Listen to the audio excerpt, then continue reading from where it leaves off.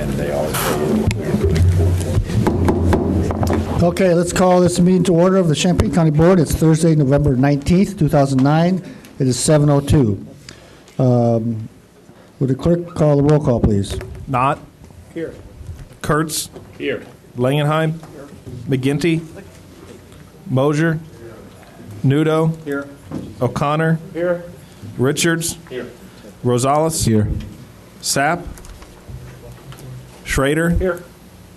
Smucker. Here. Wysocki. Here. Ammons. Here. Anderson. Here. Beckett. Here. Benzel. Tony. Betts. Here. Carter. Cowart. Denitz. Here. Gladney. Present. James. Here. Jay. Here. And Jones. Here. Forgot somebody. She hasn't been sworn in yet. How about me? Oh, and Weibel. Here. Thank you. He's been swore at. We have a quorum. In lieu of a prayer tonight, I want to again sadly ask for a prayer for Army Major David Aldo of St. Joseph, Illinois, who was killed in the Middle East in late October.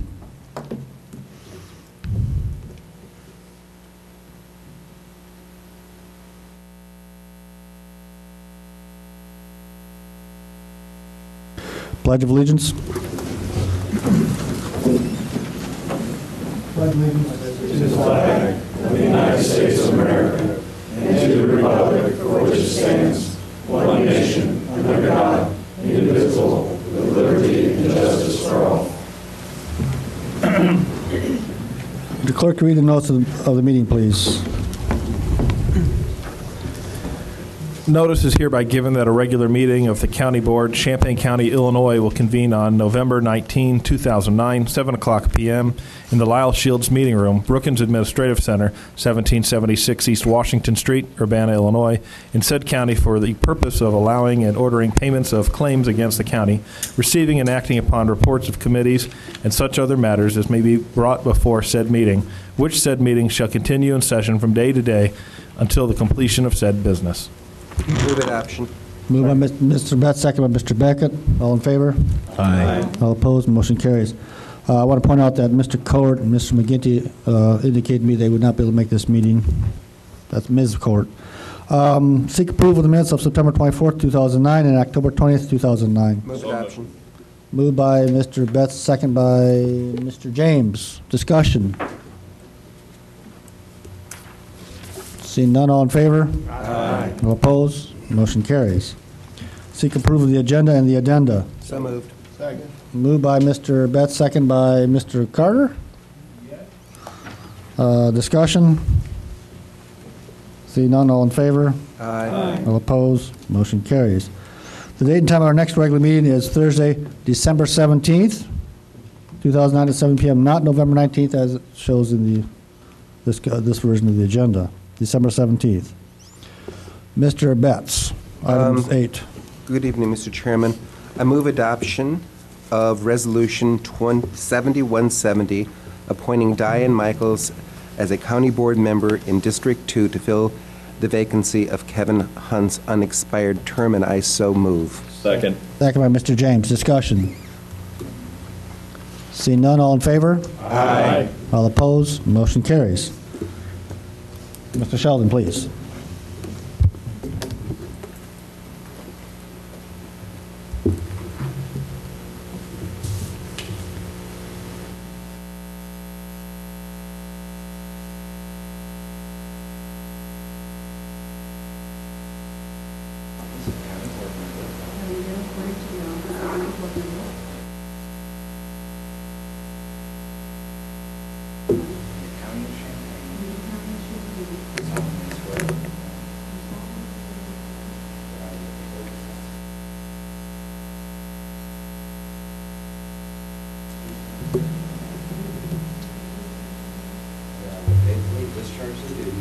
And I will faithfully discharge the duties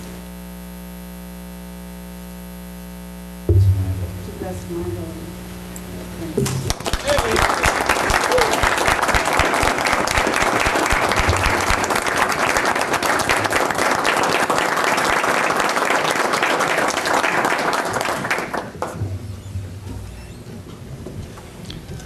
Okay, moving on to the consent agenda. Any items that board members want to remove from the consent agenda? Mr. Beckett. Page 2, item 15. I need to ask that be removed off the consent agenda. I'm the director of the Trial Ad Program, and I should not be voting to give it an award. You're talking about the resolution 7192? 7186. Page 2 of the consent agenda, Oh, sorry, it's page 3. Oops. number 15. Hold on, that's not on page 15. Oh, on top, I'm sorry. It's A15. Okay. Thank you. Other than that, I move the consent agenda. Second. Second by Mr. Betts. Discussion, no, sorry, roll call.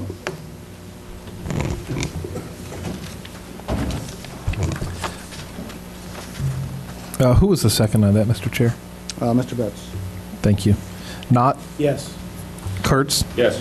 Langenheim, Yes. Michaels, Mosier, Nudo, Yes. O'Connor, Yes. Richards, Yes. Rosales, Yes. Schrader, Yes. Smucker, Yes. Yes. Wysocki, Ammons, Yes. Anderson, Yes. Beckett, Yes. Betts, Yes. Carter, Denitz, Gladney, Yes. James, Yes. Jay, Yes. Jones, Yes. and Weibel. Yes, motion carries. Public participation. Peter Tracy.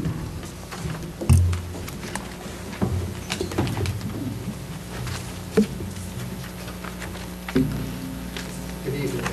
I'm Peter Tracy. I'm the Executive Director.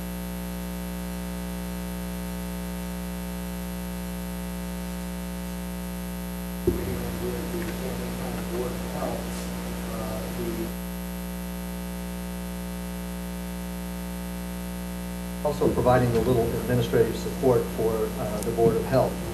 I am speaking tonight to encourage the Champaign County Board to follow the lead of the Champaign County Board of Health and pass resolution number 7171. If passed, the Champaign County Board will also give formal 12-month notification to the Champaign-Urbana Public Health District Board to terminate the reasons for giving notice of termination are related to policy and governance considerations. The decision to give notice of termination is not in any way related to the quality of services provided by the Champaign-Urbana Public Health District staff. The structure of the current agreement between the two boards limits and hampers the ability of the Board of Health to carry out its duties and responsibilities as an autonomous Board of Health. The Board of Health, the Champaign County Board of Health, meets all that is required of a county board of health in Illinois and has a statutory responsibility to the citizens of its jurisdiction.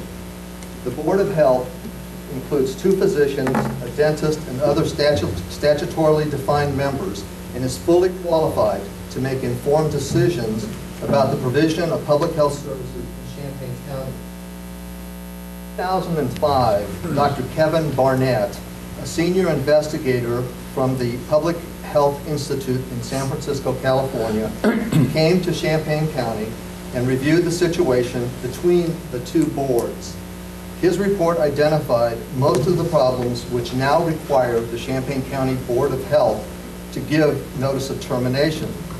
To the extent possible, and with the assistance of a consultant from the Illinois Public Health Association, the Champaign County Board of Health is now prepared to move forward and work with the Champaign-Urbana Public Health District Board to create an appropriate framework which will benefit all of the citizens of Champaign County.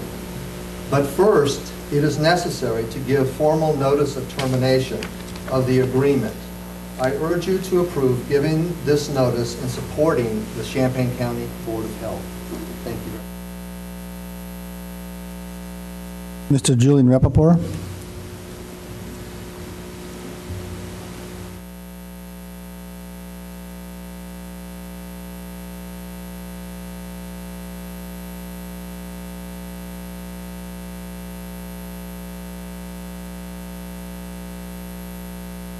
answer any questions that come up in your deliberations.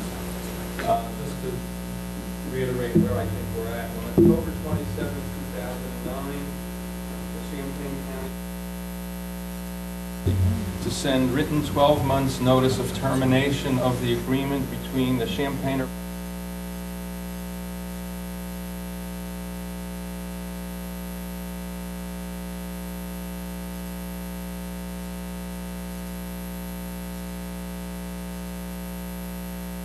now requesting that the Champaign County Board also send written 12-month notice of termination of the same agreement required by the terms and conditions of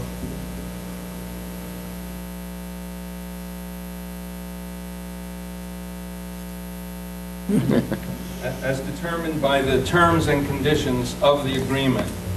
The Champaign Health is taking this action as a necessary step partner in an intergovernmental agreement with the Champaign-Urbana Public.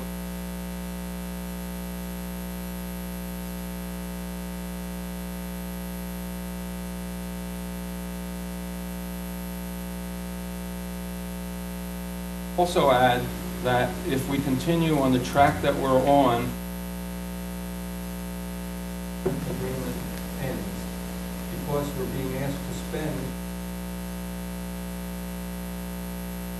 Our intent to use the 12-month notification period to negotiate an appropriate intergovernmental agreement with the Champaign-Urbana Public Health District. We have contracted with the Illinois Public Health Association to advise us during this negotiation, provide us with optional recommendations for a permanent Champaign County Health Department, if that becomes necessary. It's absolutely critical for the county board to follow our lead and provide formal notification as we are requested. It's our intent to keep you fully briefed concerning the status. Working in close collaboration with the county administrator, the Mental Health Board, and Developmental Disabilities Board to assure intergovernmental cooperation and coordination. What I ask is that you give us a chance to actually act like a responsible and let us exercise our professional judgments. Thank you in advance for prompt and affirmative. Ms. Claudia Lenoff.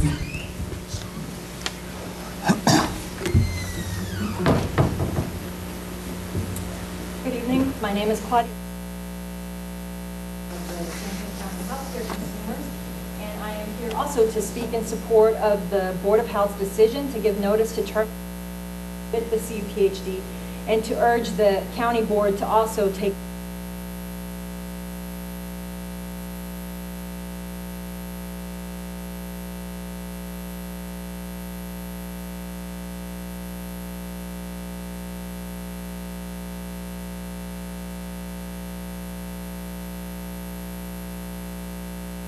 contractual relationship that isn't working well for the county.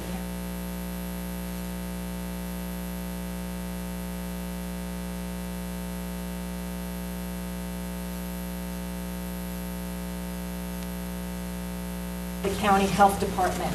And there are some of you here who were involved in that, and I brought the original brochure that we used for that campaign, and there was great and tremendous.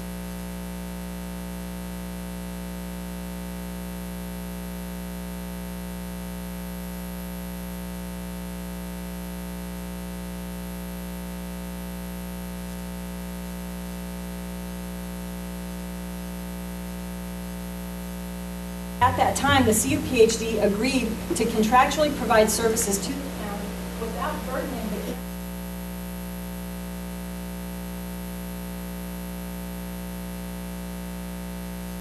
That arrangement is not what is in existence anymore.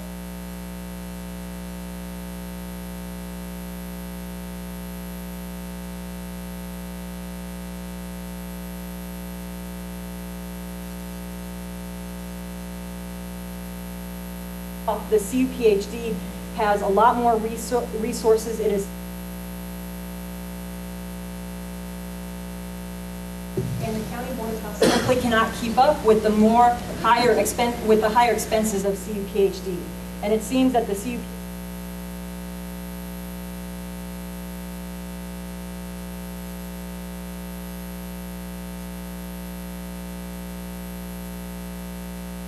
all the reserves that the County Board of Health currently has will be gone forever. And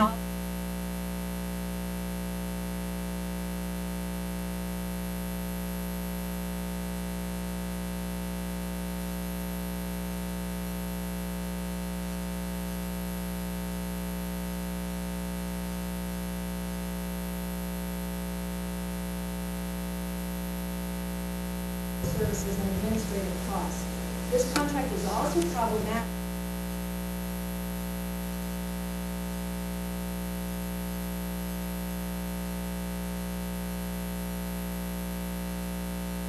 All Board of Health duties of identifying health priorities and planning for the delivery of services to meet those needs are prohibited under this contract and left entirely to the discretion of the CUPHD.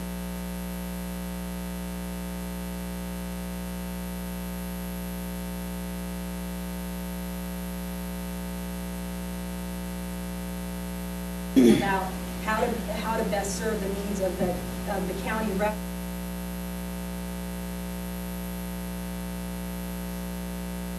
residents beyond the core, some of the core services. And public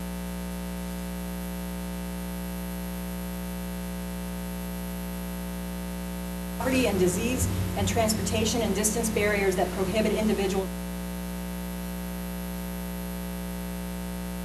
The Illinois Department of Public Health does say that county boards of health have 4 different options for how they can provide services to their constituents. This kind of contract is just one option, and I won't detail the other options.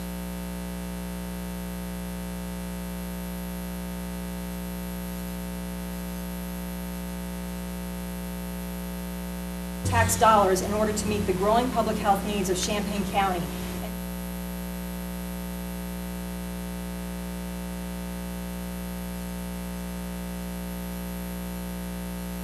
The ability to negotiate and develop a more mutually beneficial and so, we urge that the county board do its part, support the county board of health in its effort with county residents. Thank you. Ms. Cheryl Ramirez.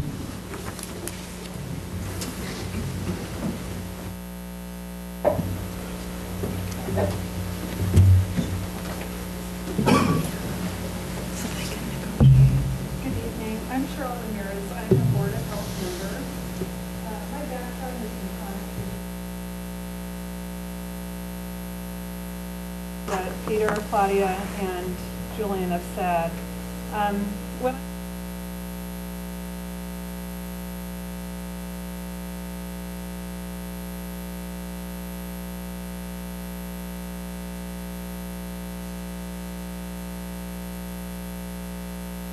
especially since my background is in chronic disease prevention, and most of us unfortunately die of chronic illnesses, and especially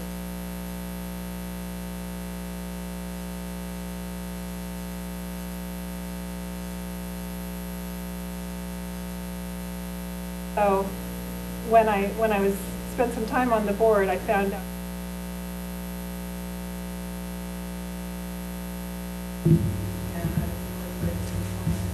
again, this isn't about PhD provides. In fact, my daughter benefited from the H1N1 immunization program. She recognized that person. I live in Urbana, by the way. But I just want to emphasize 2 points that have been made. That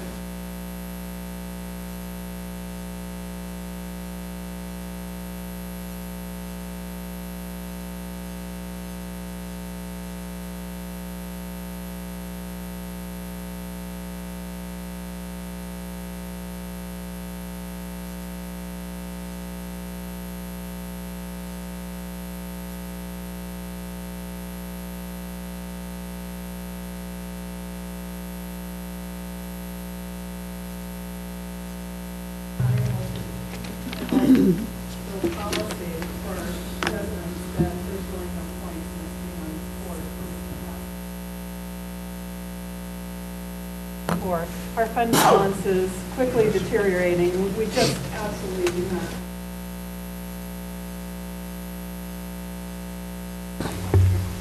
Is there any additional public participation?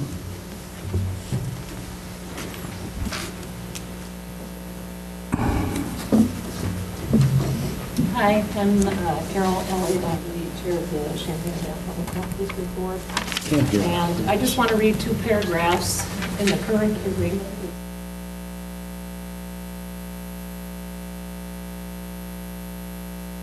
Paragraph 24, which is stated in the resolution 7.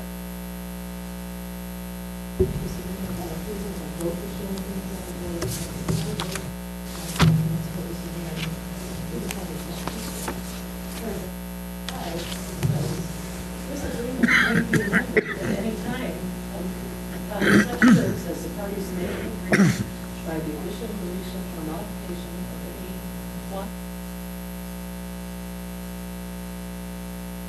of these mandatory programs may be deleted other than by termination of this agreement, except as set forth in section 11 of this agreement may be amended.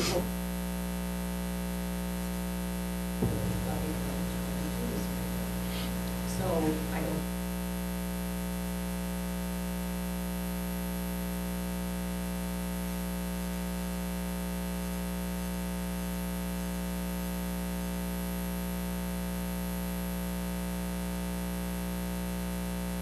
Any further public participation?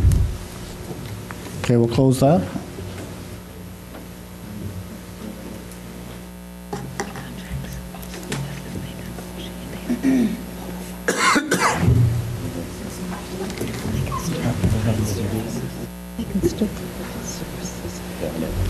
We're having some microphone problems with the media here, so.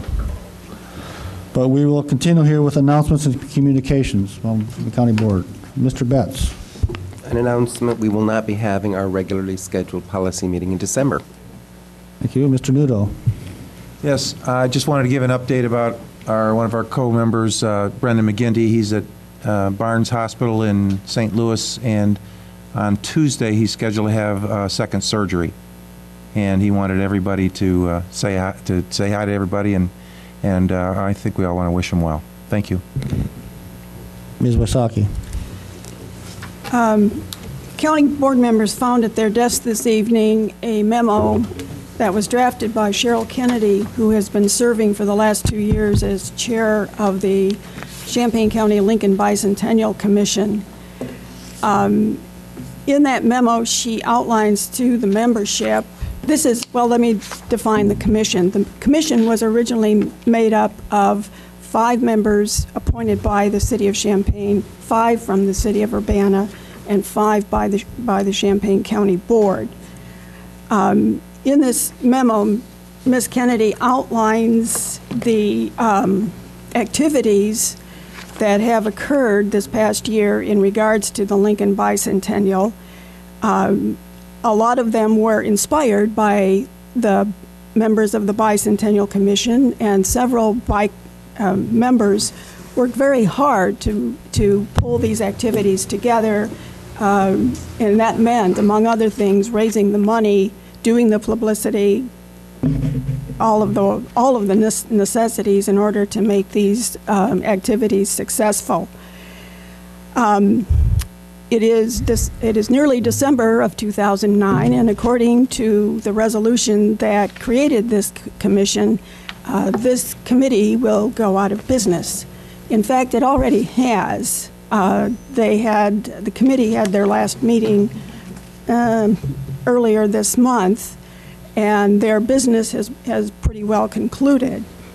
And so this is just a way of sort of bringing closure to this process. And I will again, I think, having been a member of that committee, I'm proud to say that there is finality to some county board committees, and secondly, this is a committee that worked without any funding, and any money that was needed for any of these activities. The funding was obtained through other sources, some of which was private, some of which was public. But no monies were handed to them. And secondly, this committee worked without staff, which is kind of remarkable to pull off the accomplishments that you see listed here. And as Ms. Kennedy suggests, there are certainly other activities that have been overlooked, undoubtedly. But I think we all ought to appreciate the work that this committee has done in helping Champaign County celebrate Lincoln's bicentennial. Ms. Ammons. I did want to announce to all of the board members and the public that on Monday, November 23rd at 1 p.m., there will be a National Day of Outrage Against Senseless Violence in Champaign County. We are joining with the National Action Network, which is Reverend Sharpton's organization, who is doing a nationwide protest against violence. And we're asking all of our members in the public and private sector to join us in that day, November 23rd at 1 p.m. It will be at the Champaign County Courthouse Plaza. Thank you. Mr. Gladney. Yes, today in the Daily Illini, there was an article about the county's Citizens Advisory Committee on Jury Selection. This article tracking why the committee was created and the work that it has done thus far and it continues to do. I just want to remind people that the next meeting is tomorrow, Friday, November 20th, here at Brookings Center at 5:30. Any other announcements? Okay, let's move on to committees. County Facilities, Mr. Becker. Thank you, Mr. Chair. Facilities recommends adoption of resolution number 7206, approving the award of contract to Commercial Builders, Inc. for the Champaign County Nursing Home smoke barrier improvements in the amount of $56,990 as the lowest responsible and responsive proposal, and I so move. Second. Back by Mr. J. Do you have a copy of this on your desk, along with some attached information about the bid? Is there any discussion?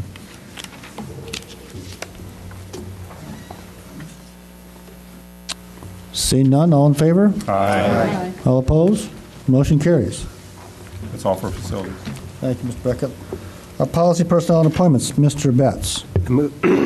I move adoption of Resolution 7171, issuing a notice of termination of the agreement between the Champaign-Urbana Public Health District and the County of Champaign and the Champaign County Health Department, and I so move.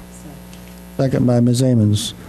I will be abstaining from this discussion and vote because I'm a member of the Champaign-Urbana Public Health District. Mr. Betts. I made the motion because I'm chair of the committee, which is the proper thing to do. I was the person in the committee who voted no on this matter so that it was not on the consent agenda. I think Carol Elliott said it very well this evening. We do not have to terminate this contract. The parties can sit down together. They can talk this out if they have a disagreement. We have gone through this before, where we have gone to the very end and closed the public health department down and what have you. I don't want to see us go in that direction. I don't want to see people digging in their heels. I want to see folks talking with each other, discussing what the issues are. We have core services that are required under state law to be provided. Those are not cheap services. They are expensive. They are eating up a large portion of that budget. County residents and Champaign-Urbana residents have a very good health department that's working together on most issues. Our CUPHD, using money and population, is able to get grants that is collectively worth millions of dollars, and county residents are benefiting from that. They don't sit there and say, well, if you live in Rantoul, you can't have that service. They're collectively benefiting millions and millions of dollars. Is there a budget problem? Absolutely, there's going to be a budget problem because we froze the levy years ago. So it's going up at a teeny-weeny amount. Tax caps for 4 years. It got frozen after 4 years because this board some years ago made that decision. I don't think that decision is going to go away. I don't think we're going to undo tax caps, and I don't think we're suddenly going to raise the property tax levy. I want these parties to work together on this issue. I think it's very ill-advised to publicly terminate this contract I will be voting against this motion. I think it's unwarranted and unnecessary at this time. Mr. James? Well, I was advised I could speak on the issue, even though I serve on the Board of Health, and I was one of the first ones to push this through, to have it as a discussion. When we meet as a board, there was a lot of issues that have come up, and since that time, I have read that study, which I hadn't before. So basically, what has happened since I've read that study, everything that we have talked about within the last year and a half, maybe 2 years, was outlined in that study. And it seems like we're just going in this vicious tail. And basically what Tom just said, I'd have to agree with. I've always been a firm believer, and I think some in this room have, when you're a governmental entity, you need to work together. You need to sit down at the table. We all have a dream list. We all have a wish list. We all need buildings and space. There's always going to be friction on who's getting the right service and the wrong service or not enough service. But it is what it is. We've got a limited fund, right or wrong, and we have to work within that fund. And I would much rather work with the departments we're working with and make sure that we can expand those services and work together and keep the costs where they need to be. And I think that's probably been a sticking point with cost. And I would be one to say that if I tell someone I'm going to give them $40,000 for a certain service, that's what they're going to get. They're not going to get a penny more. But the contract, like all contracts that I read that come across this board, is somewhat unstable. I don't know what other word to use. But with that said, I'm changing. I'm flip-flopping. Put me on a TV commercial. But I really think in my heart of hearts that these boards need to sit down and we need to have open, honest discussion, and we need to work together as a team and do whatever we can to serve the residents for the best bang we can get out of the bucks we have. And everybody has to meet at that and understand that. And I, for one, even though I'm not a big advocate of public health, do believe that the services we are getting do a fine job. And I think the staff over there, like all jobs, we overlook what goes on because we're all sitting back and we're making decisions based on paperwork we see. And so with that, I'm a flip-flopper, but I now no longer support the agreement to split or stop the agreement. Mr. Richards. Can someone tell me what exactly it is that needs to change at the County Board of Health and how this will accomplish it? Everyone's being fairly vague. Is this just simply a money issue, or are there other things in this also? Guess we'd have to ask a member of the Board of Health if they'd like to answer that question. You do not have to. Go ahead, please. It's not as simple. It's hard to understand it in this context, so let me say. Oh, excuse me. Apparently we think the mic over here works better. Why don't you, if you walk over here? No, sit down there.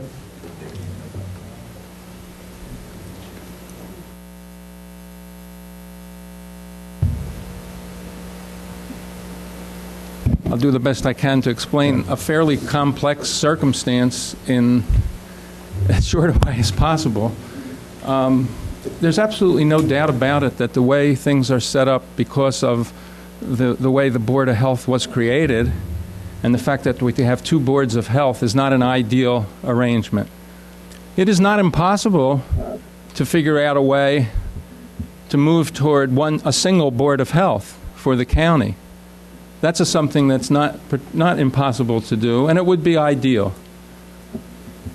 That aside, in the immediate case, what we're presented with is a situation where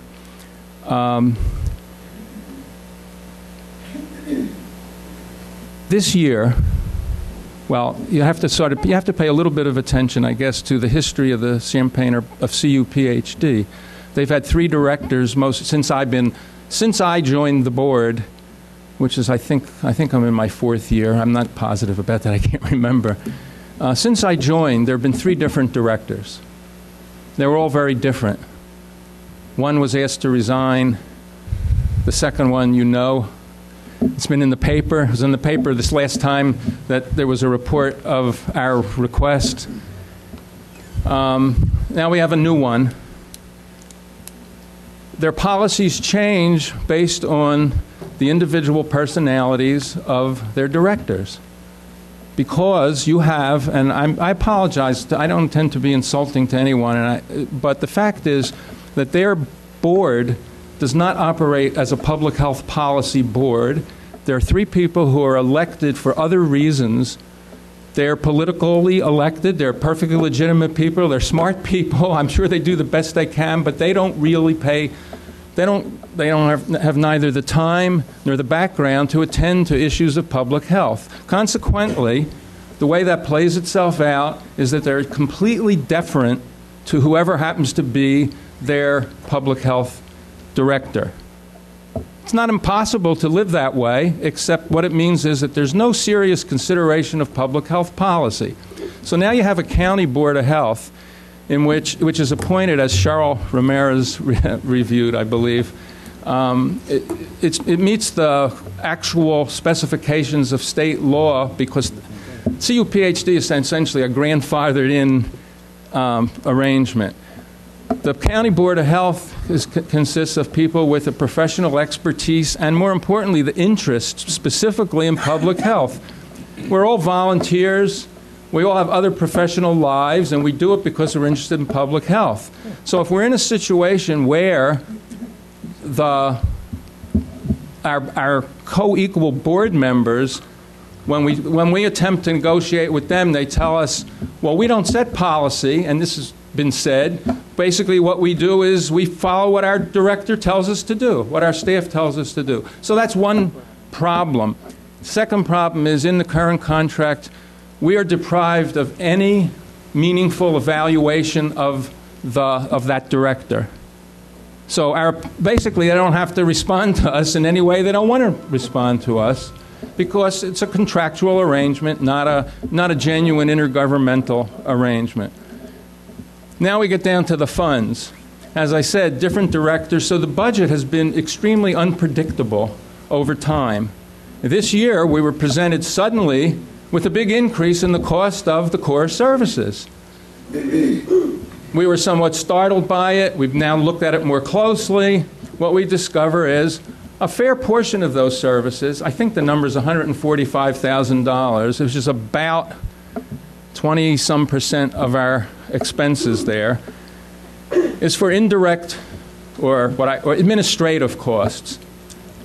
We don't think, when we look at that budget, we think we're being charged too much for administrative costs. We don't think it takes into account economies of scale. We don't think it takes into account what CUPHD does anyway, that, as Claudia reviewed, we thought would be an efficient way to work together. So none of that is being taken into account in our view. Now, that's just our view. Maybe they have a different view. We have been completely unable to get anywhere in negotiating that.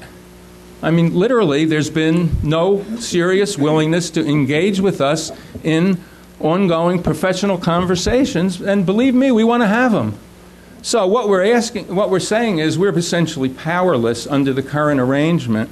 So if you approve this termination notice, as we've already said, we would like to negotiate. We would like to work it out, but we now have the additional power to also be looking at other options. We think this will give us a little bit of power in the circumstance, and also maybe a lot of education. And maybe we'll end up being exactly where we are at the end of the year. And we'll have wasted a lot of time and effort. But it seems to me that for us to behave as responsible professionals, doing our due diligence with respect to public health for the county, we have to try to figure out what alternatives we have. Now, we could do that anyway, I suppose, but it's not going to influence our negotiations under the current arrangement. I'm absolutely certain that and I guess to just end it, which even though it's said before, I'm sorry I'm going on so long. To end it, I just want to say that we will run out of our reserves, and we will then be forced to stop funding the Smile Healthy dental program, which I know many of you have had a commitment to and is an incredibly important public health service in this community, and you will know that dental health services have not been provided well, and quite variable and unpredictable historically in this community. So they do a tremendous service, and we're going to end up not being able to afford that. So that's where it's headed, and this is why we want to negotiate. Mr. Langenheim. Microphone, please. When the County Board of Health was first established, it was done by a referendum with enthusiastic support from the residents of the Twin Cities and substantial objections from the county rural residents. And in fact, in that referendum, it was passed with a large majority inside the two cities. It was defeated out in the county. This was part of a urban-rural conflict. It was also part of a limiting of the property tax, the group of anti-tax people. As a result, the county health district did not get adequate funding. The levy was set low and tax caps were established. And that is the root of a lot of our problems. And as members of this county board, I think we should give some serious thought to modifying the situation, preferably leading to a single uniform tax levy throughout the county for public health, and probably for a single administrative structure for the county health board. Obviously, we can't do that now. I'll leave you with it on the current proposal. I intend to follow Mr. Betts, and I will vote with Mr. Betts, but that really doesn't attack the fundamental problem. I think a good deal of the resentment that was felt in the county over the establishment of a county health board by urban muscle has somewhat subsided. I think they've decided that the county health board doesn't invade their space. It doesn't prohibit them from having church socials. I remember that was one of the arguments that was brought up. There's a lot of history to it, but I think we should look forward to a permanent solution. Ms. Anderson. I must admit, when I first heard it, I was kind of torn, and I suppose I am still a bit. Granted, there is that history, but I think there is a recognition that there are real needs out there. There are real public health needs, and I understand Julian's frustration when you have a board that has the background to be able to wrestle with some of those decisions and feeling kind of like they're not being heard. And I have not attended those meetings for a long time, but under a different director, I can remember having heard a response somewhat like, well, you contract with us, maybe not the director, from someone who's not on that board any longer. You contract with us. There's no reason for you to exist. We do the services. So I know the kind of situation that you often face, and I intend to vote for it because I think probably negotiations could go on either way, but they're not really going on seriously. I heard Carol say in reading that services would be terminated, but in voting for this, I don't think we're terminating services. We're under the contract indicating that you have to give a year's notice. In the meantime, Julian, isn't that right? Services would go on just as they are now. Yes, I believe you're going to approve, if you haven't already, you're going to approve the budget for the next fiscal year. Right. And yes, they would continue.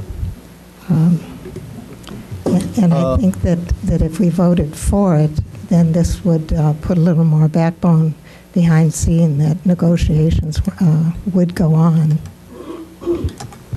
Mr. Nito? Mr. Beckett had his up before mine. Well, yes, we have to go. I'm supposed to go from party to party, so he'll come after you. So go ahead. Steve. Unless you want to yield to him. Thank you. I'll yield. Okay, Mr. Beckett. I have a couple questions first. A year ago, you folks came to us and asked us to approve a contract, and it had a 5-year term. Is that true? Yes. Okay. Did you know a year ago that right now you're going to ask us to terminate? No. That bothers me. Okay. May I add? Okay. Fine. Sure. No, I want to say that we have since then discovered two things. One, the budget requests actually changed dramatically in an unexpected way, and we discovered by getting competent legal advice how trapped we were in and constrained we are in this contract, which frankly we did not understand. I understand, and I have great respect for the county board of health, and I admire all of you for the work that you do. And my concern is my responsibility to the citizens of Champaign County, as you might expect. And I see that we have core services in place, and I hear you saying to me, well, you'll have them in place for 12 months. But my concern is, at the end of 12 months, you're going to tell me that you can guarantee to me that you've got the solution today for 12 months from today about the core services that we have to give to citizens of Champaign County? I don't think you can do that. I think you can tell me we've got some reasonable ideas and we think it can be done, and we know what our obligations are as a county board of health, and that's what we want to do, but I don't think you can guarantee that to me.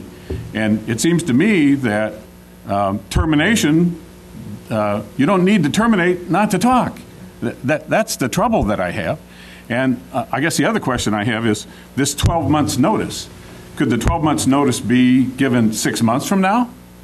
As I have been legally advised, not under the current contract, no. Dave, is it the anniversary date of the contract, or is it 12 months at any time? Because you enter into the contract for a year at a time, you're approving with the 2010 budget a 12-month contract with CUPHD and Board of Health. So you would have to change the award of that contract. So in other words, if we disapprove of this, we have to live under this circumstance for another year, and then we could give a notice. Is that right? And is there any reason why you can't explore these alternatives in the 12 months now that the executive director now knows we really mean business? Is there any reason why you can't explore those alternatives so that at the time you come back here next year wanting us to do this because it didn't work out, we have a reasonable alternative? That's the concern that I have. I don't hear that right now, today, there's a reasonable alternative. I can say what I think about what you just said about why it would be better would it be better to approve it now and let us negotiate while the notice is underway. I think if we don't give the notice now, that means we will be legally bound by this contract, then continue for a second year, because we will have to again we'll be back exactly where we are now. So in exploring alternatives, I think we're going to be significantly disabled in two ways. One will be the alternative providers that we might seek out are going to have to realize that, well, actually, how serious are we about making an arrangement with them when we're under a contract that we're bound to for now 2 years? And frankly, and this is hard, again, this is the part that's really, I feel awkward saying this because I don't really like to make it personal. But frankly, the county board, your county board of health has tried hard to negotiate with the CUPHD board, and we have had low to no responsiveness. We're often told how it has to be. We're told by the director, this is it. We're essentially told, take it or leave it, that's it. So believe me, it's not because we don't want to negotiate. It's because they have not wished to negotiate with us because they insist there's nothing to negotiate. Okay. I have one more question of you, and then I have questions for Ms. Elliott. You say today that the reserve that we have is going to be gone. Are you telling me that between now and 12 months from now, the reserve will be entirely gone? Or are you talking about during the term, the 4 remaining years of this contract? Yeah, the latter. Okay, because that's different. if you're telling me that we have this threat of loss of services within the next 12 months, then I see an emergency. But if you're telling me there's a point in time over this 4 years where we're going to lose our reserve, then that, I understand that. Could I ask Ms. Busey to comment just on the budget projection as to what will happen over the next? Well, the budget that you approved tonight, the 2010 budget, the Board of Health is spending approximately $41,000 into its fund reserves to cover the increased cost of the CUPHD contract for 2010. And their fund balance is right in the $200,000 to $220,000 range, which means that fund balance would quickly be depleted in today's numbers, and it could escalate as these numbers move forward through the next couple of years. I wondered if Ms. Elliott would answer questions. She doesn't have to, obviously, but I wondered if she would. Pardon?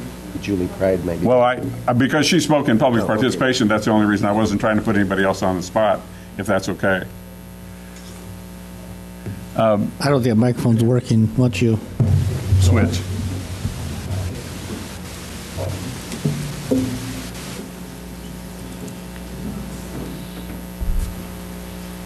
Okay, now we've just heard that there really is no talking.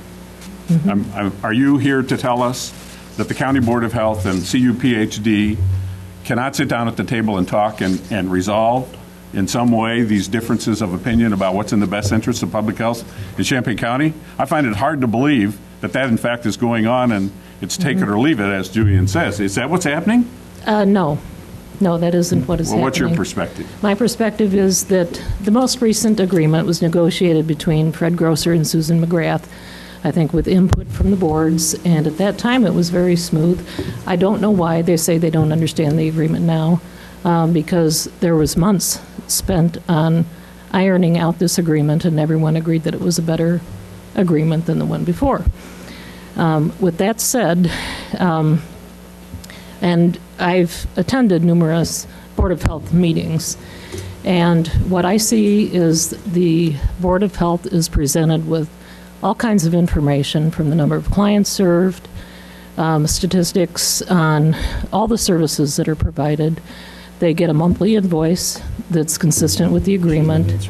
It's approved for payment, and the cost did go up, but it was not a big surprise because some of the board members were informed that this is going to go up. When Julie Pride became the administrator, it was true that there were some costs that we weren't sure if they were reflecting accurately the actual cost, and infectious diseases, which is one of the core services, was not included in what the county was paying for. And that was explained over and over again.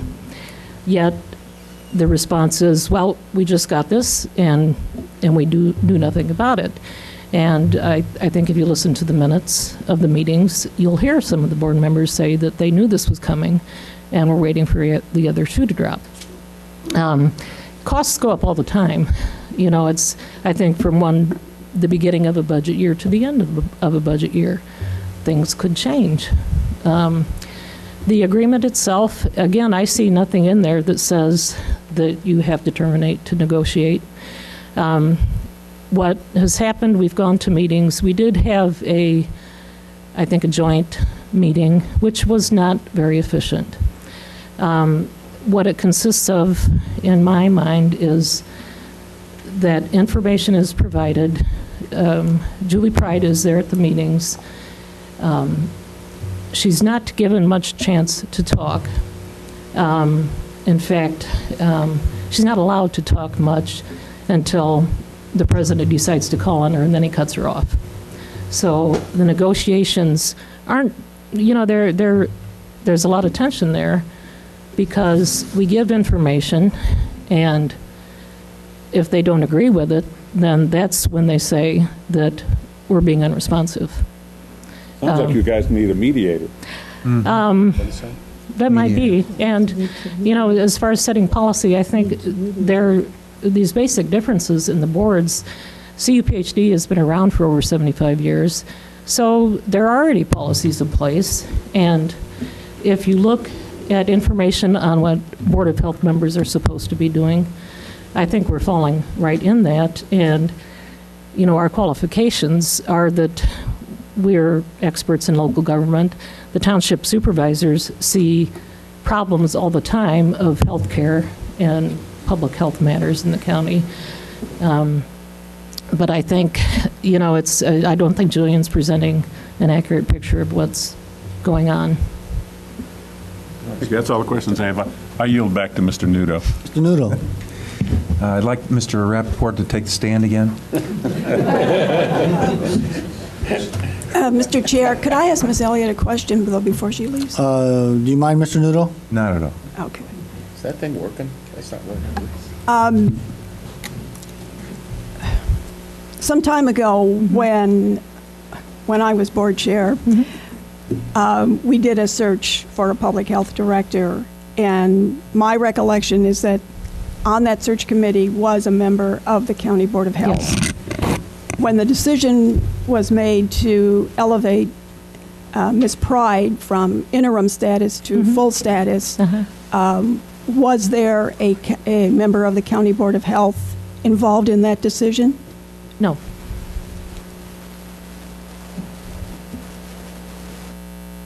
One follow-up.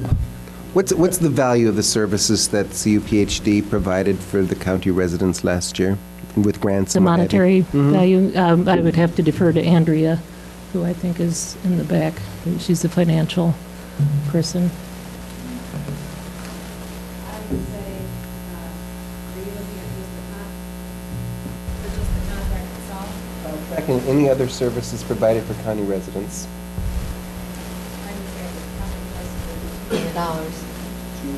$2 million. We have, Good grants so it's on the record. Yeah, I was gonna say that. Ms. Elliott said it. Oh, $2 million? That would include the, I think someone alluded to that earlier. We have, CUPHD has grants that benefit the county residents that are our grants.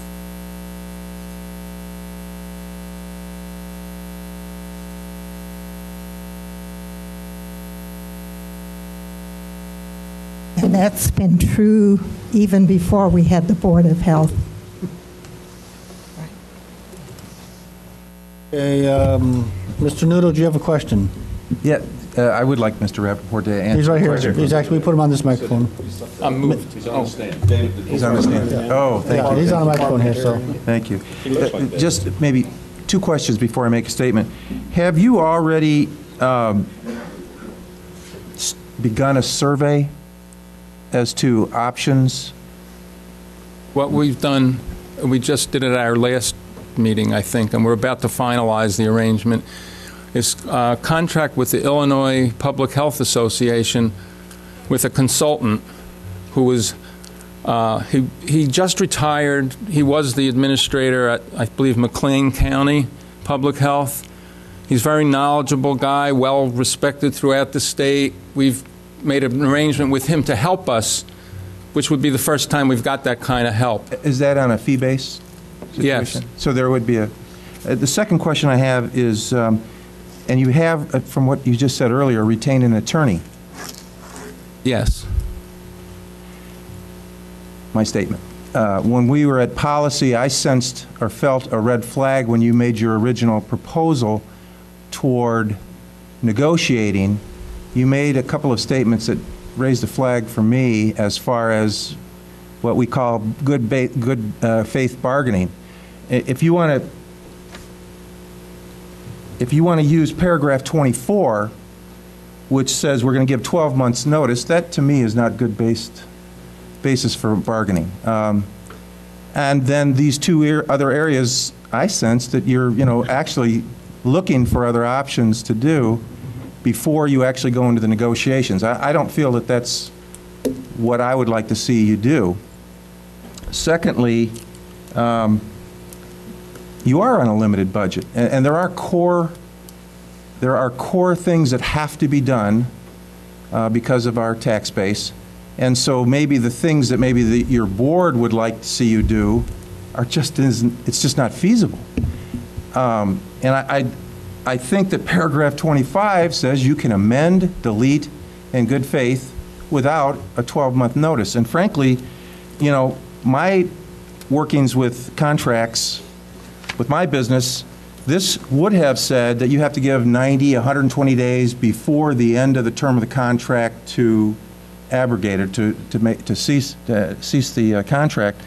This just says 12 months notice in writing. So theoretically, you could give it in mid-year of the contract, and there would have to be some measure of budget set for the next year until that thing expired. But there's no 2 years in here, the way I read this. And I really would like to be a lawyer one of these days, but I think all I can tell you is that well enough to know that you don't have a 2-year tie-in here. This was the interpretation we got from the legal consultation that we just engaged. I'm sorry, there was a point you made that I wanted to clarify, but I won't remember what it is, so I won't. But my only point is that I think if it's a personality issue, we better understand that this is bigger than people or individuals, and a mediator or somebody else that can step in and do this, because this is probably the most efficient way to get things done. Having a second level of public health is just boggles my mind, to be honest with you. Well, just to clarify what we're noticing in terms of what seems to be not negotiable to us, at least as far as we've been told, we think we're overpaying for administrative costs. So we're not even talking about services now. We're talking about being told this is the administrative costs that you must pay. We think that number's too big.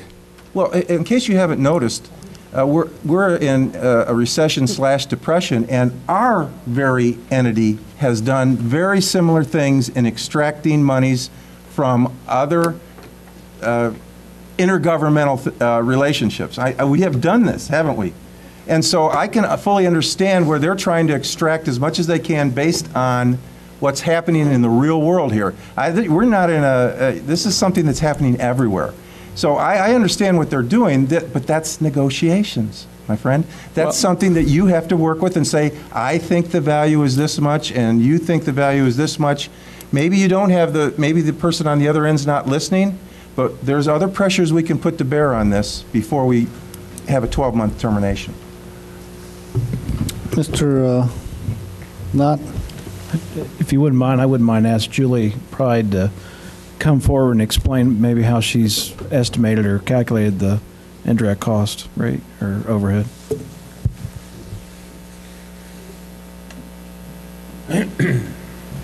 Hi, I'm Julie Pride. I'm the Public Health Administrator for the past 2 years at Champaign-Urbana Public Health District. And before that, for the last 13, I was Director of Infectious Disease, and I have worked there for a long time.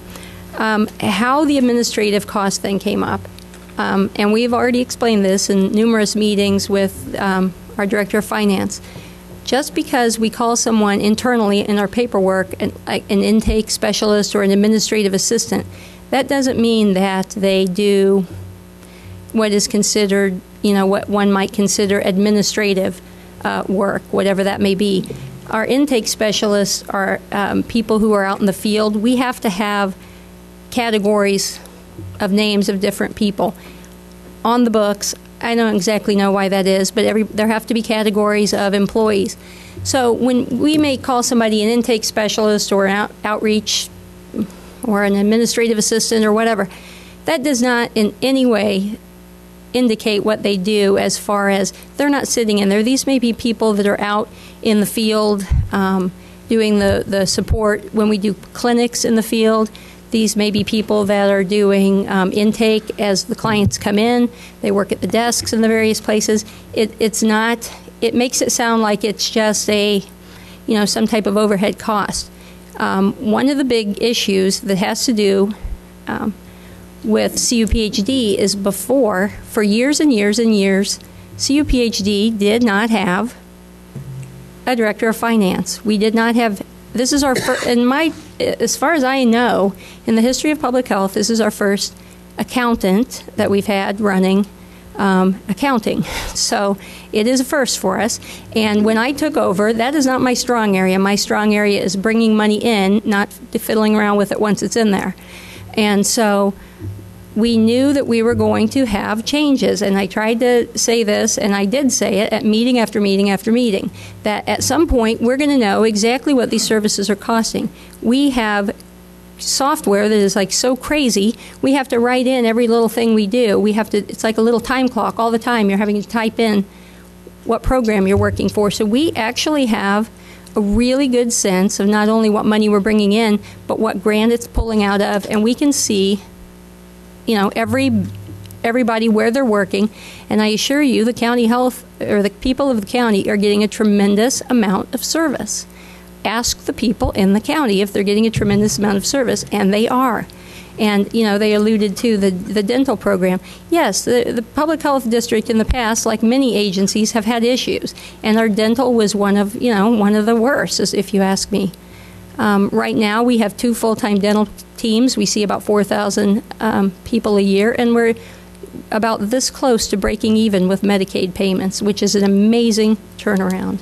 So to say that we're poorly administered, which Mr. Rappaport has said, is completely he's just making that up. There's absolutely no basis for that. And I mean, I'm just saying it is, we have the books are open, the numbers are there, anyone who wants to look at it can look at it. And we also had a serious increase in IMRF funds and insurance costs. We didn't know those were coming. They were horrible. We laid off 5 people, and we did not take any raises at all this year, anyone. So, I mean, we have definitely been tightening our belt. It sounds like we're just running amok, and that's simply not the case. Go ahead, Ms. Anderson. Could I ask Julie? I hear, you know, the millions that you spend out in the county, but even before the referendum, I know you do things like WIC and so forth, but those are grants. And I assume that in those grants, that applies to the overhead and so forth. So I'm trying to understand, I guess, true. The administrative costs when you're talking about it. Are you talking about the overall, including the grants, or just the funds that are coming through the tax referendum for those services? Okay, of the grants, when we were specifically talking about grants, we pull in, you know, several $1 million in grants, and we can actually show what percentage of county residents are using those, and some of these are way above and beyond. And the fact is, if I can't even cover the overhead to do the grants, I don't want to even write a grant. So we definitely have some huge grants. Of the ones we have, the county residents, we can actually show, are using about $1 million worth of those grants a year. And don't forget, you know, we have an office in Rantoul, and we do the WIC. We have a WIC office out of Rantoul. We do quite a few things out of there. I don't know if you're aware, but, you know, they voted to have the mobile services out there this year. We did that. Historically, we've done flu shot clinics in the counties. This year, of course, we're doing H1N1. We just finished up every single private, public, and parochial school today at noon. Every single public, private, and parochial school in the entire county have been vaccinated. So there are things we do, and that is additional grant. And because, this is one of the weird things, because there's a county health department and a CUPHD district health department, we actually got double grants on several occasions because they start out with a base award. So we were able to get one grant. Base award was $25,000. We got that, and the county got that. And that's happened several times, and I suppose that's a little bit cheating, maybe in the grand picture, when you consider the Southern 7 has 7 counties and they get 1 base award. So there have been numerous grants, especially the big formula grants where there's hardly any play. We're getting double the money. Ms. Anderson, go ahead. Another question, like on your restaurant inspections, I guess that's environmental or whatever you call it. There are fees. Do those fees cover administrative? Well, the or fees... are you putting administrative on top of that? That kind of details an Andrea question. No, it's not like there is, it's not like, again, it's sounding like that all this, you know, we're just raking in all this tons of administrative costs. And that's just not it. And you can certainly look at anything that you want to look at. It's the fees do not cover the restaurant inspections. And the core services, again, are communicable disease. For years, in the 2 years since I've been on here, we did not charge at all for communicable disease. I said that was going to have to start happening because at some point we would know. But I didn't want to get in a position where we were charging too much money and then, oops, whoops, we find out, we're basically screwing the county and then we have to give it back. So we did not charge. And I picked a very bad 2 years not to charge because you may recall the Lincoln's Challenge situation. We had the big outbreak up there. The county was not charged for that. That is probably not even legal for me not to charge you for that. But it was in the middle of us trying to do this. So to say that there is no, the fact is, and this whole thing with the planning and saying our board doesn't plan, that shows an absolute cluelessness to how this works. The public health plan is called the I Plan. Julian Rappaport was on it, so were a bunch of other people. We do this every 5 years. We do it systematically. We have one of the best in the state consistently.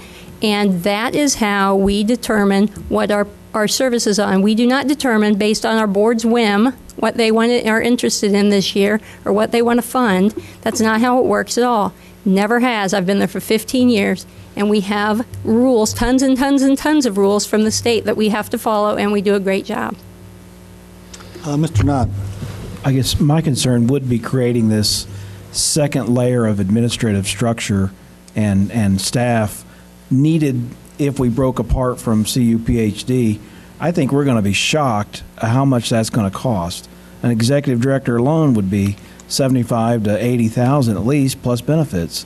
I mean, I think our money, we're probably getting a pretty good deal. I mean, all I can tell you from my experience at the university, overhead is huge. Overhead is huge. We charge 56% on federal grants, just to give you an idea. I mean, the administrative costs are huge. I think they're marginal here probably at best. And so I think the value we've gotten out of CUPHD, frankly, their expertise brought to the table to get our health department up and running has been good. I mean, frankly, when I first got on the board, I heard a lot of negative things. That all went away. I mean, I think we've had this level playing field now, really. The residents, whether you like it or didn't like it, they're getting the service they expect. I think at a reasonable cost from CUPHD. I think what I've heard now tonight, from what I heard of policy, it's a lot personality driven, and I don't think that's a good reason at this point to issue the notice of termination on the contract. I think all 20 of us would say, somebody get their act together, talk, and let's work this out. But I don't think that's a good enough reason tonight, even though I did vote for it in policy. I'm going to be on Stan's TV commercial. I don't think that is a good enough reason after I've heard the rest of it to do this at this time. This is the second time since I've been on the board that we've come to this point. And almost both times I've seen it more personality-driven than I have policy-driven. And I don't think that's good public policy for us to do that tonight. So I would urge us to not terminate that contract. Ms. Ammons. I just want to ask if there has been a specific meeting that was held to specifically try to renegotiate this contract? No. No. And under what circumstances would the public health, CU Public Health, enter into a meeting to discuss the conditions of this current contract? Probably setting one up. I like the mediator idea. That's a good idea to figure out what is actually, this is not something that we just decide how public health is going, where we're going to put public health money. You only have so much of it. And frankly, the county doesn't have a lot of it. And you are getting good services out in the county. CUPHD receives rave reviews through our audits, through our any type of review we do of our services. But the fact is, if you're trying to spend money you don't have and you're trying to take it away from things you can't, that's a problem. So, in that sense, some things are non-negotiable in that in order to be a public health department, you have to have certain kinds of services. So, but it would be, I don't know, it would require a meeting and somebody to sit down and mediated, I guess, or Mr. Mosier. I know the frustration the Board of Health had when Dave King was in charge, because you'd ask, what are you charging us for these services? And he'd stare at you. he did not know. He did not have an accountant. And I can tell you that when I was chairman of this board, we went back to Douglas County and Piatt County and Fort Iroquois and asked them if they could perform these services. And then none of them wanted to even talk about that. And I don't think when you've got a county as big as this one, that you can bring Tuscola in from the south and Paxton in from the north and do the job that they're getting done with CUPHD. I haven't had any involvement since I was board chairman, and I know you have, Pius, and I know Avery did, and the frustration with King was huge. I don't know what it was with his successor. It must not have been very good. But I wish you could sit down and work this out, because you don't have an option of going to Tuscola or to Paxton or to Monticello and getting the services that this County Board of Health requires, like you're going to get out of CUPHD. Mr. Beckett. Before I say this, I want you to know that I am reputed to have the tact of a billy goat. But second, that being said, don't insult the goat.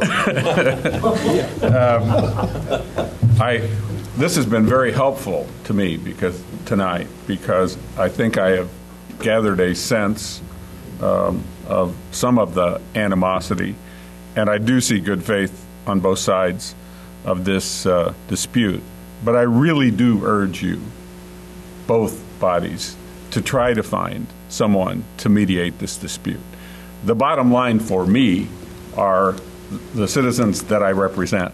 That's the vote I have to make. It isn't about do I support the people I respect on the County Board of Health, or do I respect you in your position, or Carol and the others in their positions. And I feel like we're in the middle of this tension, and it's going like this, and I'm afraid it's going to explode. And as the other board members who were here at the time know, I was fishing in Canada, and Barb Wysocki called me, and I drove 24 hours straight to get back for a vote that turned out to prove absolutely meaningless, because it had exploded and we had completely shut down.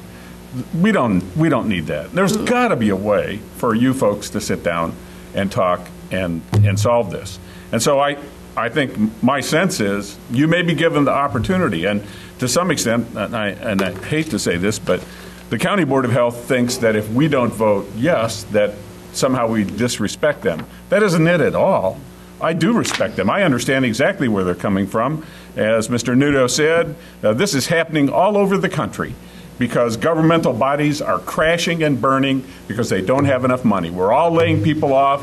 We're all digging here and digging there to try to scratch up as much money as we can to keep us afloat until this thing all turns around.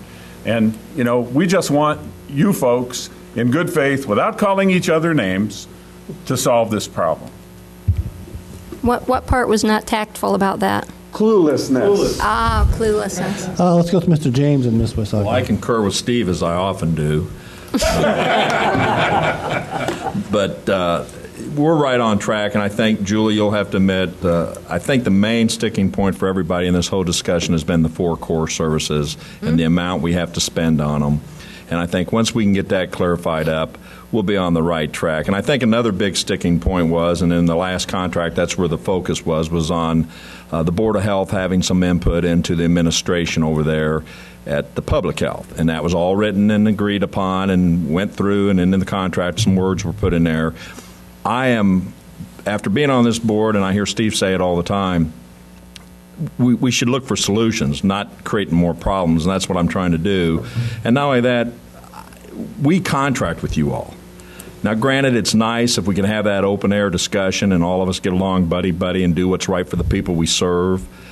That's what I want to do, not micromanage, not tell you guys how to do your job, because I'm not over there. I don't know, and I don't think anybody on our Board of Health would have the time to be over there. So with that said, let's open them doors up and let's set some limits, and I'll mediate it down to $20,000 per program. Ms. Wysocki. And I would echo what's already been said about these two groups working together. But I do want to raise a question which I raised the other night at our caucus, and I think it's been treated as a rhetorical question. And it's not a rhetorical question. If there are only limited dollars that come to Champaign County through the levy that then get funneled through a board to go to provide these core services that are carried out amiably by CUPHT, why do we need a board? You know, it seems to me if the levy has been imposed, can't that levy just be earmarked for these public health services out in the county and just call it quits? Does this sound too simple? I just don't get it about why we need an 8-person professional board who can't do anything, and we've heard a lot of that frustration this evening. But if that's what this is getting down to, why can't we just earmark that money to CUPHD for basic health services out in the county, and we can avoid these problems? The fact that we're having this kind of a discussion in the midst of a flu epidemic, probably several flu epidemics, is appalling to me. And we know that this isn't the only health danger sitting out there. And we've got professional people who are well trained in what they do, who should be dealing with other health issues in this county. Obesity would be a good start. Diabetes would be a nice challenge to take on. And yet we're sitting here arguing these things like it's the most important thing in our lives. And that's not the case, folks. It's health. Mr. Knott. I'd like to call the question. We need a vote, a show of hands to call the question. I've been trying to say something, but I'm sorry, Mr. Carter. I don't think you can do that. Yes, I can. I'm sorry, Mr. Carter. Show of hands to call the question, please. Spoke 3 or 4 times, and okay, that's all. Show of hands, please, to call the question. Hold them up high. 2, 3, 4, 6, 7, 8, 9, 10, 11, 12, 13. Motion fails. Mr. Carter. Yes. Do you think that's Democratic? Microphone, Miss, please. How could that fail when we only got 25 here? It has to be 2/3. Well, it's out the fact. I just don't know. 2/3 vote. Okay. Mr. Carter, your turn to comment. Yeah, and I'm not being, but I said he'd raise my hand. I was generous, let everybody, Mr. Knock 3 times, a lot of others 2 or 3 times. I'm all right with that. But then when I do get you thinking, Mr. Carter, raise your hand. I don't think that. Raise your hand higher, and I'll make sure I see you. So if you want to have questions or comment on the issue, please do.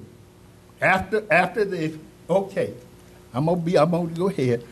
But I remember when we worked hard to get that on the ballot, to get money for. Then any of the counties I went with Mr. Moses, the counties didn't have any insurance. And we went out, begged our constituents to vote for this. But what bothers me is, what I gather from him, that you all been had a dispute, or he didn't like the contract from the beginning. So how can you sit there and know this affects all of these people and don't say something? It seemed to me that you've been sitting there for months and months, going to the board meetings, disagreeing, go back home, go next month, do the same thing. Is this rational for adults to do? When you know you have a crisis, don't you have somebody that you can report to? I think we have members that's supposed to be. Jan, aren't you on that board? She will be. No, she's not. But we don't have anybody on the board. Mr. James is. Well, what I'm saying is I feel bad because tonight that we knew we had a crisis 4 years ago. And we thought you had done smooth it over and everything was running smooth. Month to month, we have board meeting, they come up here and make their report, and nobody say nothing about no problem. Now, this is ridiculous. This don't even make sense. I'm going to have to agree with you on that. Request a roll call.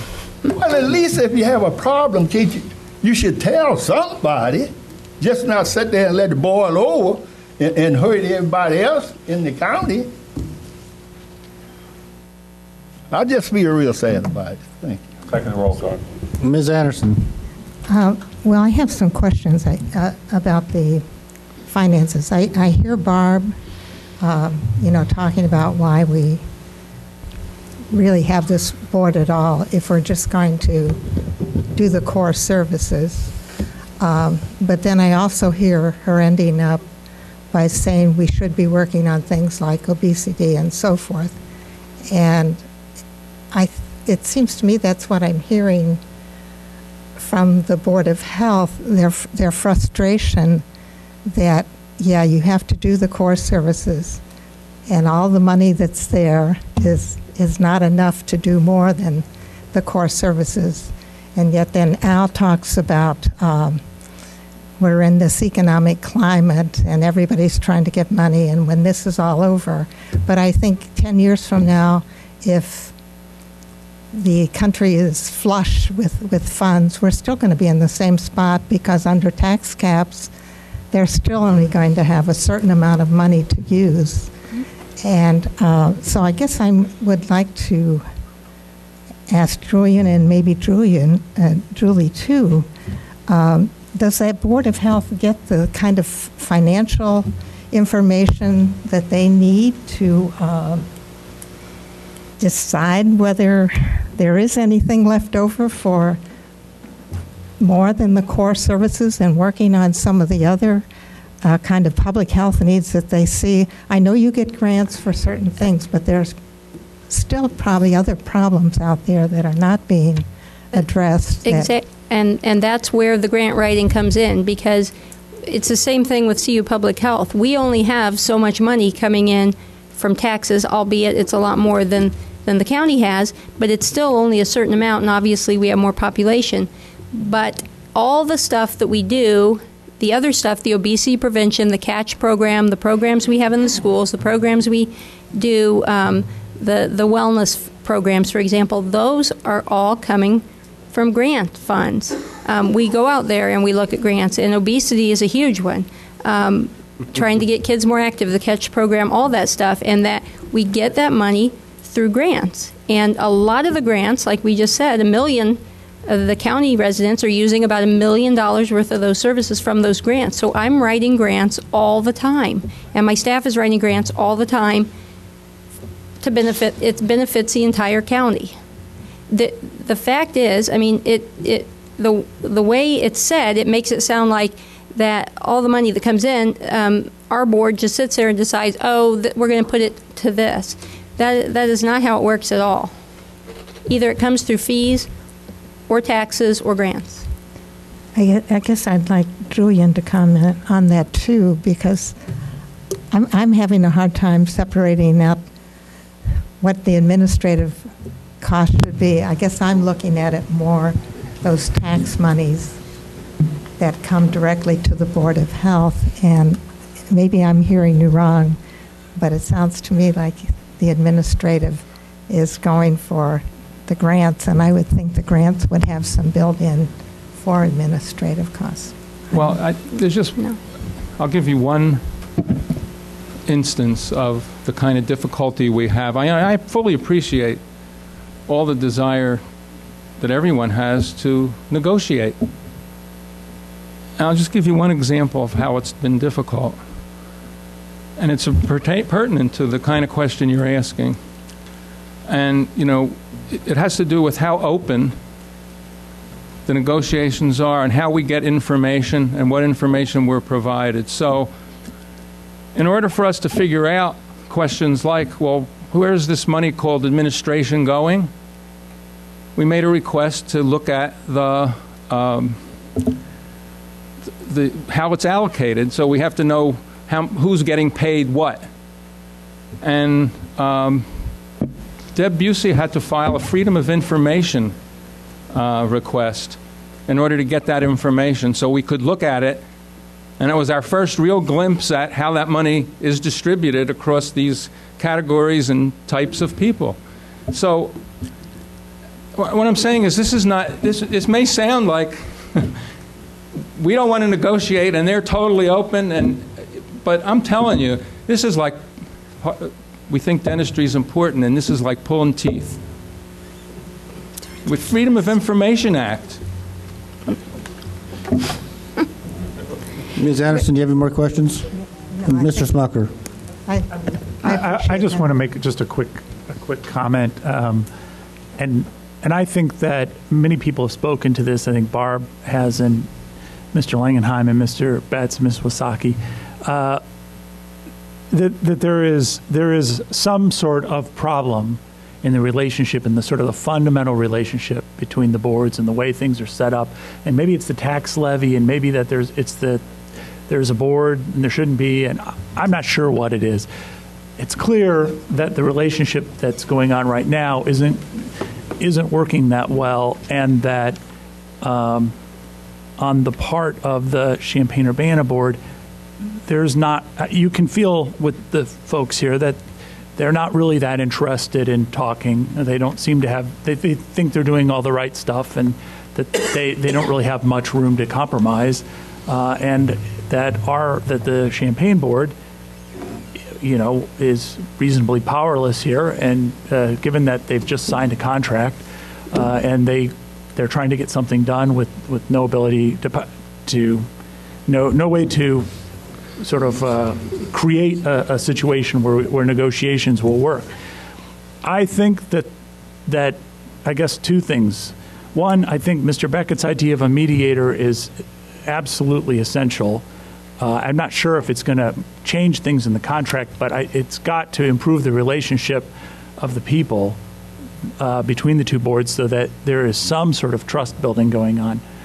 So I really hope that will happen and that will be pursued. The other part of this is I think that the Champaign board should look at these bigger questions and try to figure out what, how should things be down the road in a more changed in a more fundamental sense. And either the Champaign board needs to look at it, or some part of some committee of our board needs to look at it. But that seems to me to be the fundamental one of the fundamental issues here, and I would feel much more comfortable approaching this problem from that perspective than through this idea of terminating the contract. I don't think that, first of all, I don't think that gets you anywhere. I don't think it puts you in a stronger negotiating position or anything like that. I think it's not going to move things forward. So that's why I'm not going to vote for this. But I really encourage the Champaign board and other interested people to come forward with really a fundamental change in how we fund our board, maybe the amount that we fund it, or the way these boards work together. Mr. Mosier? This has been going on since both of these boards got together. I mean, it's been off and on for the last 12 years, and I wish you people would get together and work this out. And I know the frustration of the people that sit on the County Board of Health, because I've seen it time after time, and with 3 different directors, or 4 really, and see if you can't work this thing out. You've got to get along, because quite frankly, the Board of Health doesn't have any option but Champaign-Urbana Public Health. And if you want to mediate it, fine. If you want to come back here in 3 months and tell us how things have changed, I'd welcome that. But I wish this would end. Mr. Kurtz? Thank you. I'm a bit confused. On one hand, the books are open, and on the other hand, a Freedom of Information Act had to be filed to get information. Ms. Busey, can you elaborate a little bit more on why one side, the book is open? If the books are open, why do we need to have a legal document to release information to the other board? I was attempting to help the Board of Health with the preparation of their budget for fiscal 10, and they knew that with a property tax, it only increased 2.3%, and fees as the only sources of revenue they have with which to pay for core services, that they could not afford what was originally presented to them as the cost of core services in fiscal 2010. So the Board of Health wanted to evaluate, was there any way that they could make recommendations, as you do when you implement wage freezes and hiring freezes and things of that nature, to help manage the budget.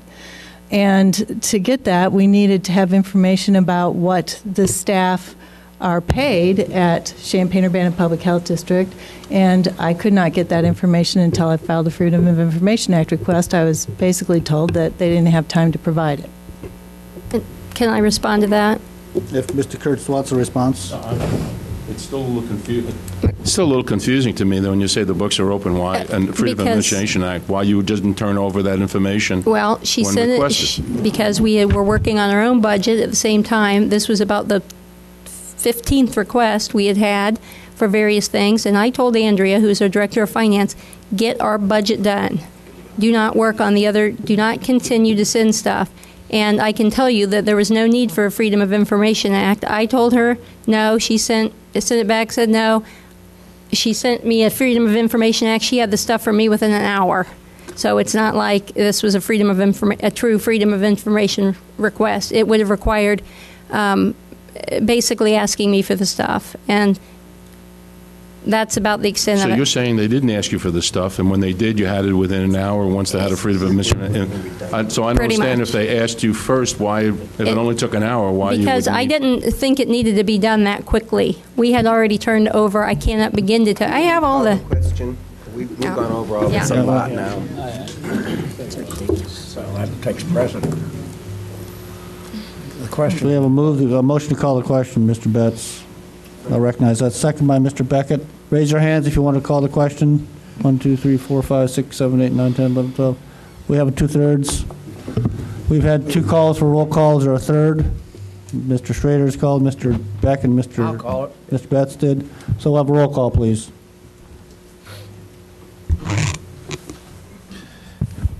Knott. No. Kurtz. Yes. Langenheim. No. Michaels. No. Mosier. No. Nudo. No. O'Connor. Yes. Richards. Yes. Rosales. Yes. Schrader. No. Smucker. No. Wysocki. Yes. Ammons. Yes. Anderson. Yes. Beckett. No. Betts. No. Carter. Yes. Dennett's. No. Gladney. Yes. James. No. Jay. Yes. Jones. No. Weibel. Abstain. 12 to 10, those 12 to 10. Motion fails. 12 to 10. Correct? That right? Mr. Farney, 12 to 10? Motion fails. Mr. Betts, you have one item? I move adoption of resolution number 7186, awarding the Martin Luther King Jr. James R. Burgess Sr. Humanitarian Award to Joan Miller, the League of Women Voters, and the University of Illinois College of Law Trial Advocacy Program, and I so move. Second. Second by Mr. Schrader. Discussion? I believe Mr. Beckett will be abstaining. Conflict of interest. All those in favor? Aye. All those opposed? Motion carries. Nothing further from policy. Thank you, Mr. Betts. Moving on to finance, Mr. Rosales. Okay, the committee met on November 5th, and we move to adopt resolution number 7195, purchase not following purchase policy. Second. Second by Mr. Beckett. Discussion.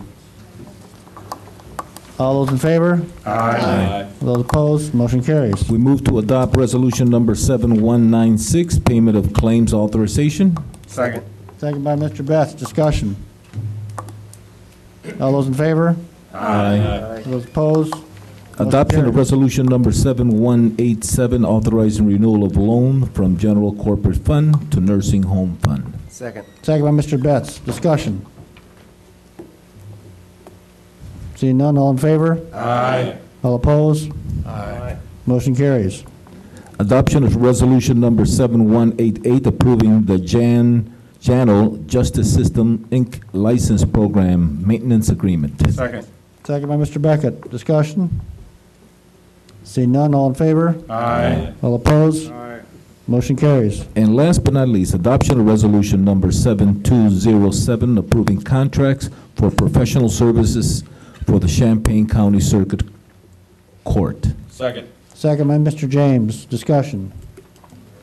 All those in favor? Aye. Those opposed? Motion carries. And then the last one is actually number on your addendum, county board addendum. Go ahead.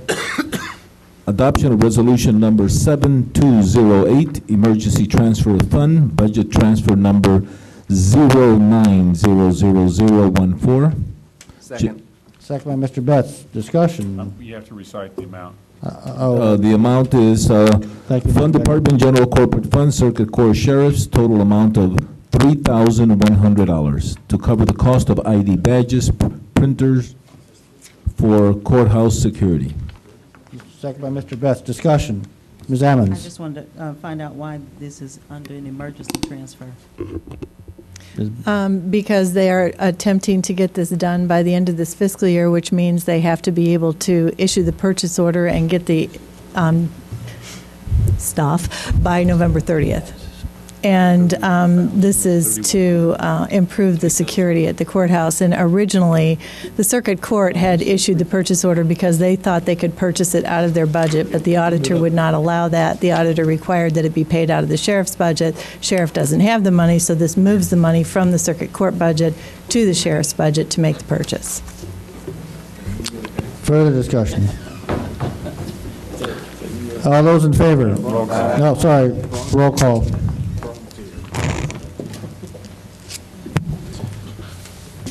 Knott, Yes. Kurtz, Yes. Langenheim, Michaels, Yes. Mosier, Nudo, Yes. O'Connor, Richards, Rosales, Yes. Schrader, Yes. Smucker, Yes. Wysocki, Yes. Ammons, Yes. Anderson, Yes. Beckett, Yes. Betts, Carter, Dennett's, Yes. Gladney, Yes. James, Yes. Jay, Yes. Jones, Yes. and Mr. Weibel. Yes, motion carries. Thank you, Mr. Fernie. Mr. Chair, before we leave finance, I think we need to make mention of this budget in brief booklet that Ms. Busey produced and congratulate her on, I think, what's an even better edition than last year's, even though the budget news is worse than last year's. But it not only is a nice capsule version of expenditures and finance, but the fact that she set it in a context by talking about the various things that the county board has done in this last year, particularly those things that do have an impact on the budget. And I think it's a good summation, and for the general public, I think this is an excellent source to access to get a better picture of what's going on. So thank you. Okay, Mr. Rosales, anything else for finance? No, that'll be all. Thank you very much, Barb. Thank you. Highway and Transportation, Mr. Kurtz? Yes, the only action that the Highway Department, Highway Committee took on November 6th was the passage of the lowering of the speed limit at the I-57 interchange in Monticello Road. That was unanimous and and was approved on the consent agenda. Thank you. Environmental Land Use, Ms. Wysocki. There's one item from ELOC, and this is the adoption. I move the adoption of ordinance number 857, which amends the zoning ordinance to establish a rural residential overlay zoning district in the Ag 1 agricultural district. And I so move. Second. Second by Mr. Schrader. I want to point out we'll need a roll call and 14 votes on this issue. Just for the benefit of the rest of the county board, this is a zoning case 520-AM-05, which has to do with the designation on 3 tracts of land totaling 12 acres in Section 29 of Newcomb Township, for which there has been no protest received from Newcomb Township. Any discussion? Mr. Mosier. I know they jumped through all the hoops that we require with an RRO, but I'm not going to support this because we've had problems with Phillips subdivision and a Sandwell subdivision at Philo that weren't put in right, and I just don't like the idea of having 6 mailboxes on 40 acres of land, and that's what we're going to end up with up there. So I'm not going to support it. Mr. Beckett. Question for Mr. Hall.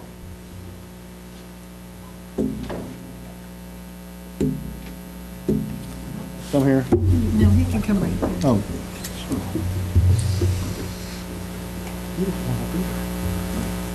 Oh.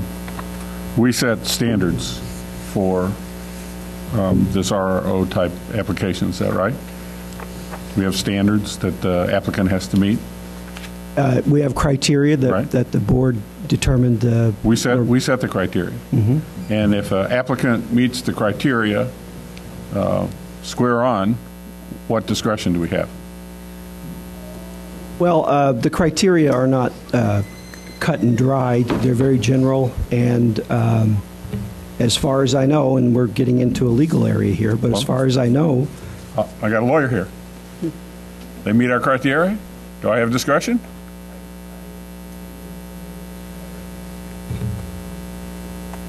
Speak up, please. We can't hear you. I have to ashamedly tell you that I don't know anything about this matter. I did not know that I would be questioned about it. I have not been responsible for it within my office. When I was a young lawyer, I used to sue municipalities regularly when they would establish criteria. And my clients would meet the criteria, and then someone would say, I don't like it, with some success. And that's why I want to know. Can I just say, I don't like it, even though the applicant has met the criteria? Could I? It's true that we have criteria. In fact, we have 12 criteria and 2 specific findings. But the ordinance does not establish what meets the criteria and what doesn't. So we don't have criteria to that level of specification. Are we making findings of fact here? Is that what you're telling me? Yes, 2 findings, in fact. Okay. Mr. Langenheim. I will be unable to support this proposal for the pure and simple reason that I believe that subdivision does not need to be where it is. It is in the middle of a gas storage project. It has all kinds of restrictions on the use of the property because of that, but nonetheless, those houses are being built in close proximity to high-pressure gas lines and also to a large gas storage tank, and it's an invitation to disaster. A very small invitation, but it is one, and I cannot vote for it with a clear conscience. Mr. James. Mr. Hall, this passed muster, if I may use that word. In other words, everything through zoning, it was okayed. Yeah, including your new setback requirements from pipelines. So in my mind, I guess if something passes our zoning and everything goes as should be, then they should, I guess, be granted what they're asking. Well, the zoning board made 2 findings, both positive, in support of approval of this rezoning. Thank you. Mr. Kurtz. I was given the impression that if we did not approve this, that we would be liable in some way to some type of a lawsuit. Do you know of any information to that?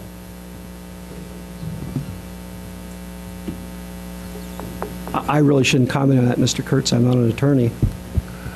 Mr. Beckett, could you... I'm not your lawyer. No, I know. Thank you very much, and you're absolutely right, you're not. But I think your opinion was that we I've might... expressed my opinion, Mr. Kurtz. Okay, thank you. Mr. Carter. Mr. Chairman, I'd like to make a motion we table this for further study. Is there a second? Motion to table it. Is there a second? See no second, motion dies. Further discussion? Okay, roll call.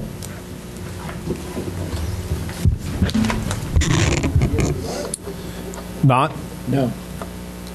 Kurtz. No. Langenheim. No. Michaels.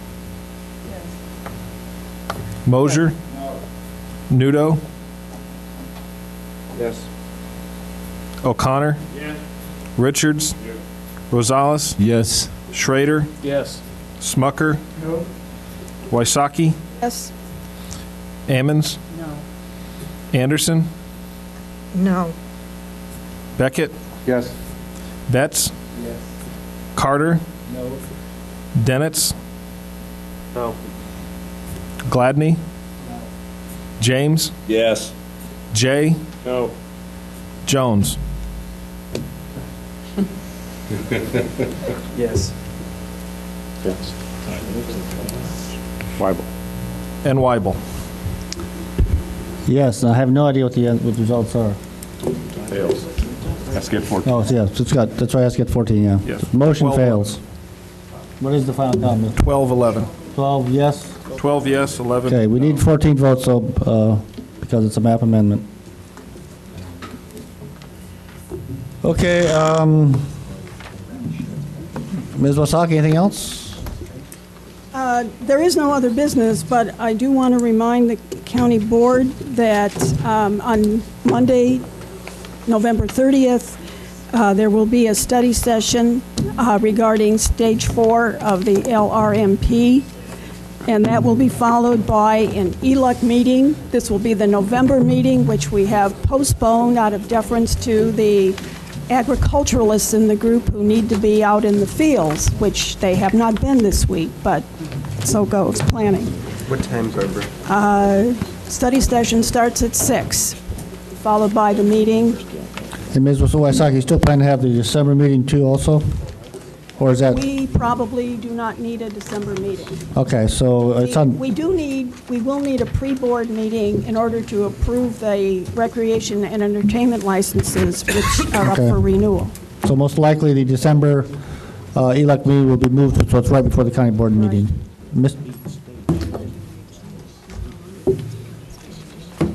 Actually, we could have the licenses at the regular county board meeting too. But we'll talk about that later. Mr. James? I just wanted to know, as Sergeant of Arms, is the sign-up sheet... I'm sorry? Is the sign-up sheet been going around? I haven't seen it. I guess because of you, we're not getting paid tonight. Okay, and one last thing. Are you still having open house at Thanksgiving? Yeah, that's right. Mr. Mosier? There's 3 of us in this room that got corn in the field, and if we can go, I understand we're not that. going to be here. We understand that totally. Thank you. Mr. O'Connor? Just one point of clarification. I'm sure as much as Steve would like to claim her, he's got 2 gorgeous daughters of his own, and it's my daughter that works the breakfast shift at the Great Imposter. Okay, is there any other business? Is there any new business? We're adjourned.